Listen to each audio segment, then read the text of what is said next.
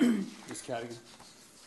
I'm going to speak for myself, but shortly after Mr. Jenkins and Mr. Principe were FOIA'd, the entire board was. My office was FOIA'd. Every member up here was. And I believe it was back to 2012. It didn't affect you, Ruth, because you just came on. My office, and we've been FOIA'd before by you, Peter, over the years, but it was never really brought to my attention. The staff just answered a couple of questions, but was never to this degree of since 2012. So after when my assistant spent, there were 60 to 100 pages from 2012 of documentation that was scrutinized by my assistant hours. She spent 4 days because she had other responsibilities going through it. I don't think this is right. I don't believe anything came out of it, but all of us were FOIA'd, and I believe if this is going to go on, that you got to pay for it. You got to pay for it for 60 to 100 pages just from my own office. I think the Board of Supervisors should be charged. I don't care that we're elected officials. Everybody needs to be charged if you're going to do it, because this is going to become nonsense. If you get a free ride, everybody's going to want to know what time you went to lunch. It's getting to the point, Mr. Candland, that, you know, I feel like, well, I'll tell you that privately.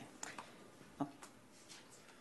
Okay, Mr. Chairman. Mr. Jenkins. I do object to the directives that Mr. Candland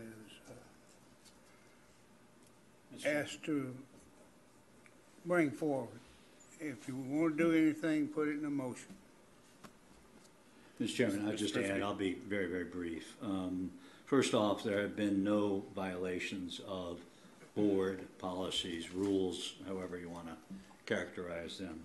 And secondly, political retribution is not an acceptable behavior among colleagues on the Board of County Supervisors. So that I take exception to. And again, I would just reiterate, the only thing I'm asking for is that, and if we can go retroactively, I'll rely on the county attorney. If we can go retroactively, I think every FOIA, retroactively going forward ought to be charged for the actual time and expense associated with compliance. And that's all I'm asking for. Mr. Chairman. Mr. Chairman, could I just give you... Mr. Caddigan and then Mr. Thank you. Candland. I'll just be a minute, but everything in our office was FOIA. That's why it was so many pages. It didn't have to do with trips or anything else. It had to do with everything that goes on in that office. And, you know, I was elected by the people in the Potomac District. I answered to them. And I truly am offended because it did come from Mr. Haddow. It said it on the bottom of it. And he's in your office. And wait. Mr. Haddow is not in my office. He volunteers. Wait, hold on. So do dozens of other people. God damn it. Mr. Chairman, I take exception with that kind of language here. Ms. Candland, Mr. Candland, hold your horses until Mrs. Caddigan is done.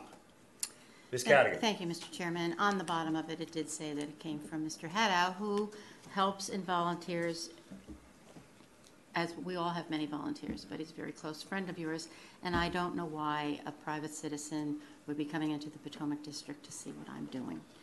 I answer to my constituents. Mr. Chairman.